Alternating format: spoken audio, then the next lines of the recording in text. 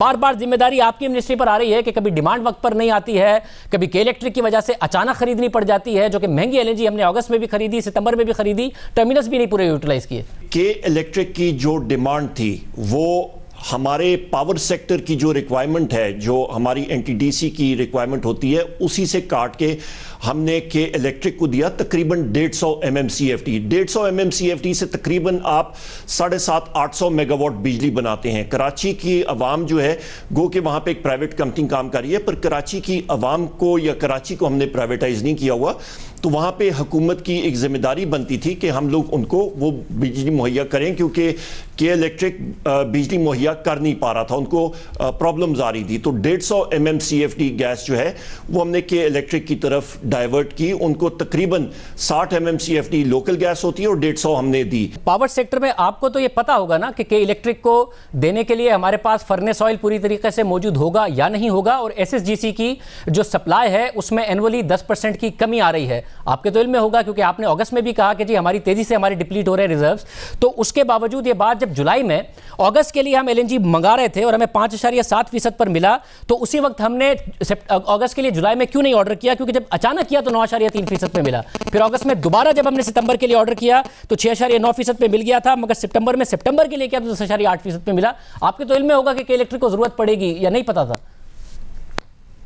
नहीं, के इलेक्ट्रिक की डिमांड नहीं आई थी, और जब के इलेक्ट्रिक क्राइसिस में गया वहां पे लोड इश्यूज, लोड मैनेजमेंट के इश्यूज या लोड शेडिंग के इश्यूज जो हैं वो इंतहा पे गए, और वहाँ पे सीजे साहब, चीफ जस्टिस साहब ने भी उस पर हियरिंग्स शुरू की। और के इलेक्ट्रिक, और सबसे ज़्यादा अहम बात शाहजेब साहब ये कि वहाँ पे जो लोड शेडिंग का दौरानिया था कराची में, वो हद से ज़्यादा बढ़ रहा था, और उनके पास एनर्जी के सोर्सेज नहीं थे, फ्यूल ऑयल की भी कमी थी।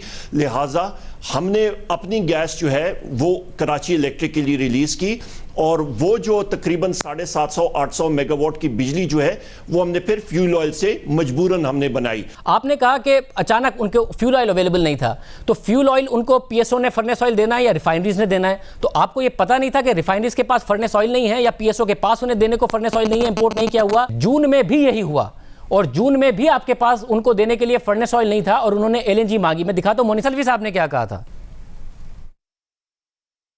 हमें 200 MMCFD जो एसएसजी देता है, अगर वो दी जाए तो उसके साथ हमें 4,500 टन पर डे तेल दिया जाना चाहिए, जिसके हिसाब से हमें तकरीबन पूरे महीने का 1,30,000 टन तकरीबन फर्नेस ऑयल बनता है, जो हमें मिलना चाहिए।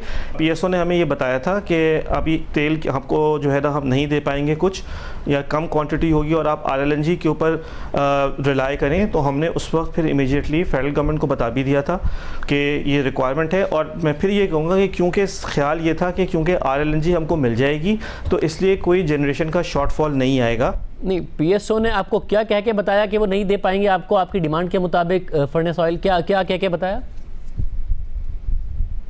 उन्होंने कहा कि रिफाइनरी के पास इन्वेंट्री नहीं है, हमने सारी इन्वेंट्री डाइवर्ट करने के लिए कह दिया, क्योंकि उनको एक ये एश्योरेंस थी कि आरएलएनजी दस्तयाब है और वो मिल सकती है। तो मेरे ख्याल में उनका ख्याल ये था कि अगर कोई थोड़ा बहुत शॉर्टफॉल होगा तो आरएलएनजी से पूरा हो जाएगा। और साहब उन्होंने जून में भी यही कहा कि क्योंकि फर्नेस ऑयल देना था हमें रिफाइनरीज ने, रिफाइनरीज के पास था नहीं, क्योंकि रिफाइनरीज जाहिर है फर्नेस ऑयल एक बाय प्रोडक्ट होती है, और रिफाइनरीज की क्योंकि वैसे कंजम्पशन नहीं थी, जिसकी वजह से पेट्रोल क्राइसिस भी हमने देखा कि पैदा हुआ, ऑर्डर नहीं हुआ था। तो उस वक्त भी ये मसला हुआ है। इस साल में 2 दफ़ा मसला हुआ है, 2 दफ़ा आपने वक्त पर ये डिमांड नहीं पूरी की उनकी। नहीं, दो शाहजेब साहब माजरत के साथ 2 चीज़ों को मिक्स किया जा रहा है। पेट्रोल क्राइसिस ये नहीं था कि पेट्रोल अवेलेबल नहीं था, पेट्रोल बेतहाशा अवेलेबल था, पेट्रोल पंप्स को मजीद दिया गया था, डिमांड भी थी, पेट्रोल लोग होर्डिंग कर रहे थे, लोग ज़ख़ीरा अंदोज़ी कर रहे थे, जो बाहर निकल आया। एक चीज़, दूसरी चीज़ जो ये है कि फर्नेस ऑयल की डिमांड के इलेक्ट्रिक ने लेट की थी, और उसकी वजह उनके खतूत भी थे, उन्होंने बहुत लेट अपनी एलसीज एक्सेट्रा खुलवाई थी। उनको अपनी प्लानिंग जो थी वो बेहतर करनी चाहिए थी, और इसीलिए हमने कराची की आवाम को, मैं 12 बार यही कह रहा हूँ कि हमने के इलेक्ट्रिक को नहीं, हमने कराची की आवाम को फैसिलिटेट किया उनकी ज़रूरत को पूरा करने के लिए। मगर उमर साहब आपने अपनी एलएनजी जो है वो वो वहां पे डाइवर्ट मगर जून इलेक्ट्रिक की तरफ। मगर ये गलती हमें जून और जुलाई में भी नजर आती है कि जब के इलेक्ट्रिक ने आप कह रहे हैं कि देर से डिमांड बताई है, हालांकि जनवरी में जो फर्नेस ऑयल की इंपोर्ट थी उसके के इलेक्ट्रिक के लिए भी आपने इंपोर्ट पर पाबंदी लगा दी थी कि जी हमारी रिफाइनरीज से आप लेंगे, मगर रिफाइनरीज के पास उनको देने के लिए था नहीं। तो आप लोगों ने 2 जुलाई को ऑर्डर किया कि 1,95,000 टन पीएसओ फर्नेस ऑयल दरामद करेगा।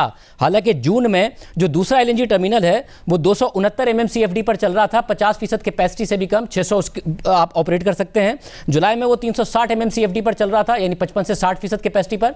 आप उस वक्त भी एलएनजी मंगा सकते थे। मोनिसल्वी जो सीईओ हैं उनके, वो भी कह रहे हैं हमें एलएनजी दे दें, मगर आपने 1,95,000 टन फर्नेस ऑयल मंगाया महंगा। हालांकि नेपरा कह रहा है कि आप महंगी क्यों खरीद रहे हैं, उस वक्त आपने एलएनजी क्यों नहीं मंगाई? बहुत सस्ती मिल रही थी, टर्मिनल पर भी कैपेसिटी मौजूद थी।